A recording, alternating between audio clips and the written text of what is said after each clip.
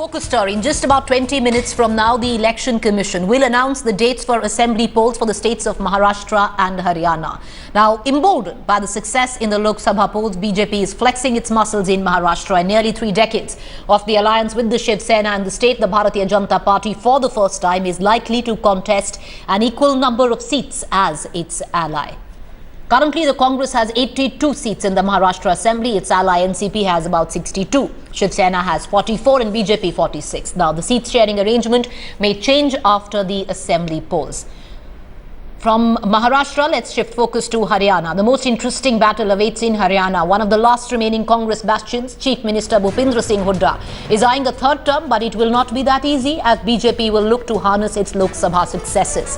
Amit Shah has already broken the alliance with Kuldeep Bishnoi's Haryana Janhit Congress. Is it an attempt to go it alone, or is it overconfidence? Time will tell. Meanwhile, the Prime Minister Narendra Modi has held a number of rallies in the state in the last 2 months.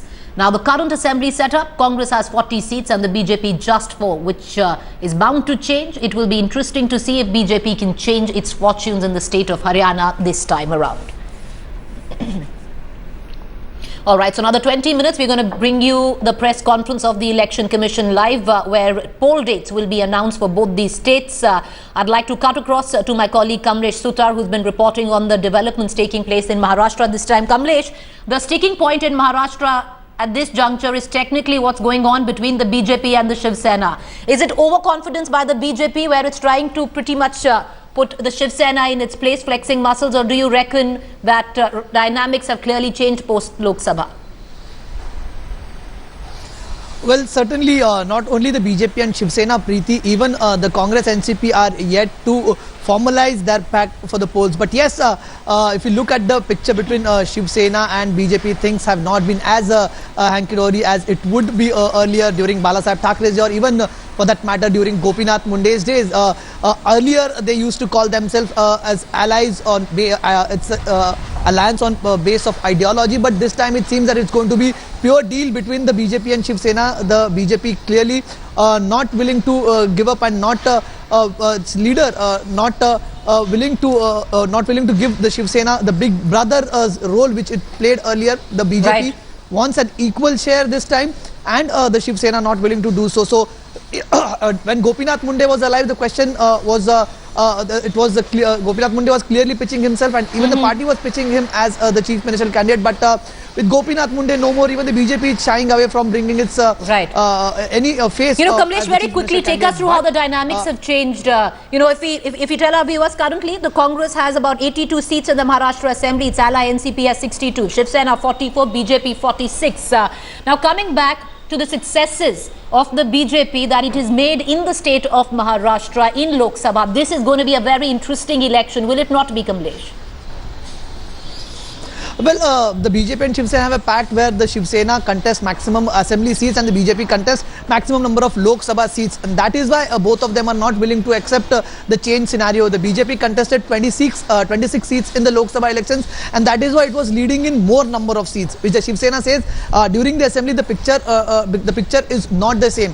But given the fact that the alliance was leading at more than 200 seats out of 288 seats, they are on a high. The BJP says that the entire success was because of Modi wave, and the Shiv Sena somewhere not willing to accept that. Now, if they at all agree to a point and agree to a seat sharing where it seems that the Shiv Sena will have to compromise this time, given the BJP's wave and given the fact that Narendra Modi is waving the country, the seat sharing pact will be formalized soon, and the situation here this time will be the BJP and Shiv Sena sharing equal number of seats. Right, interesting developments there. Appreciate you joining us, Kamlesh Sutar, giving us the breakdown on what is expected in the Maharashtra Assembly election. An interesting battle lined up there. I'd like to cut across to Atir Khan before I go across to our executive editor Javed Ansari, who's going to give us perspective on these two elections and what they actually mean for the political implications of those. Atir Khan, who's standing by right outside the Election Commission. In just about 15 minutes from now, we are expecting that press conference where the Election Commission is going to give out dates for these two states.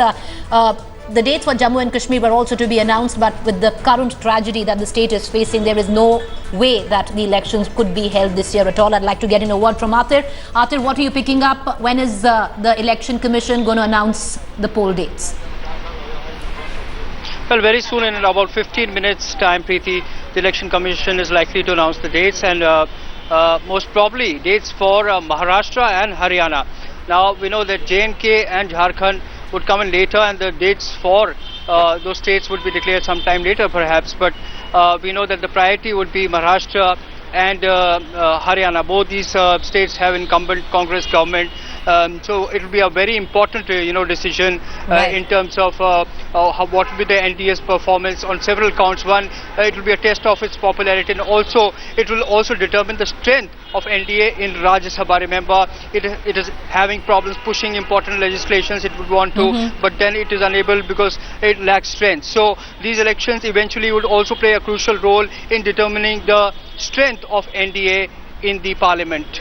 Appreciate you joining us, Atir. Do keep us updated. We'll keep coming back to you another 15 minutes. As Atir Khan is pointing out, Election Commission set to give out dates, but cutting across for a larger perspective, Javed Ansari, our executive editor in the studio. Javed, what would be the political implications of these two big elections which are taking place at this point of time? Both states, Congress stronghold, coming at the back of drumming that the Congress saw, especially in the Lok Sabha elections. What do you reckon will be the political scenario? The stakes are much higher for the Congress than they are for the BJP.